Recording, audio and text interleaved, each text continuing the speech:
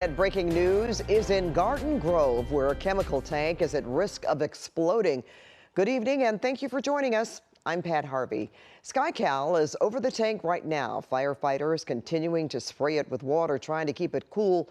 They've been doing this since yesterday at this time when the leak first began.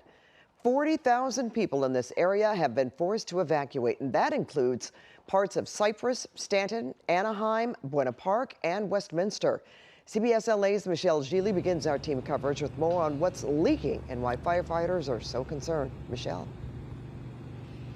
And Pat, I just got an update on the numbers. 44,000 people are now under evacuation orders. One official here at the command post told me that if this tank explodes, it's going to be like a bomb going off. And I've talked to plenty of people today who say that this is a very real possibility if they cannot stop the leak. The other scenario would be a major catastrophic leak of the hazardous materials in this tank. This is as bad as I've ever seen. This is real. Don't mess around. Emergency responders in Orange County are giving orders to 40,000 people in several cities, including Garden Grove, Stanton, Westminster, Cypress, Anaheim, and Buena Park, to get out, to evacuate neighborhoods and businesses, saying there are two possible scenarios. The compromised hazardous materials tank could spring a major leak, or the other option that was told to us is that it blows up. That was what we were handed, a leaking tank or a tank that blows up. That's why we extended the evacuation today in an overabundance of caution. This is highly volatile, it's highly toxic, and it's highly flammable. The chemical leak was discovered Thursday at GKN, an aerospace manufacturing facility in Garden Grove. Fire officials say the cooling system failed on a tank containing toxic epoxy used for windscreens on fighter jets. An initial evacuation order was lifted, but officials say on Friday they expanded it to a larger area as the tank continued to heat up and threaten the surrounding community. I've been in the fire service for 32 years, and it is the most significantly dangerous event I've ever been part of. And when you have limited short-term exposure, meaning maybe you inhaled some of the vapor, it can cause significant irritation in the lungs, the nasal passages, and it can also cause nausea. It can also cause dizziness.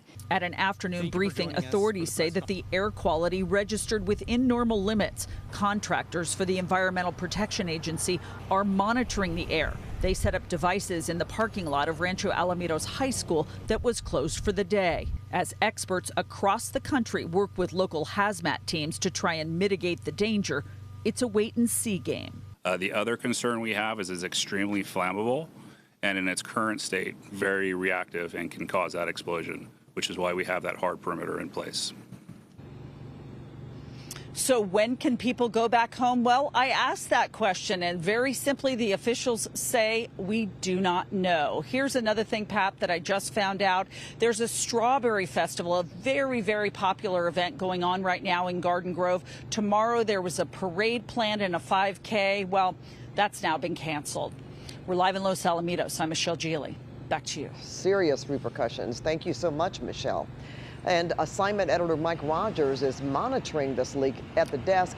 Mike, you spoke with a chemist about whatever it is that's leaking. Yeah, Pat, it's this chemical, as Michele mentioned, that is used to make windscreens for airplanes. It's an epoxy type of chemical that in small doses and once it is fully used is not toxic at all. But in the state that it is in right now is very concerning to fire officials, as you just heard there in Michele's piece. Live pictures now from the helicopter. They've been doing this issue where they've been spraying water on it. That is to keep it cool. Now, I learned from the chemist today that this material has a boiling point that is less than water, and it has properties in it that causes it to heat itself. That is why, obviously, the explosion is of a concern, but even if it just leaks out, that is also of concern, because since it's got those self-heating properties, it can heat up and cause a runaway effect is what it's called. That's why you see them dousing this water on there to keep the area as cool as possible.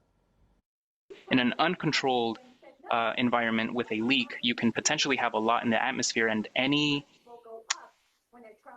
flash or spark or even temperature can cause what is known as a runaway reaction, where when you begin the polymerization, it's exothermic, meaning that the reaction releases heat. And I think you can start to see the problem there. Heat initiates the reaction, but the reaction releases heat. And so you get this, what we call runaway, where it's uncontrolled. And it can lead to, yes, fires, explosions, where pressure really builds up very quickly.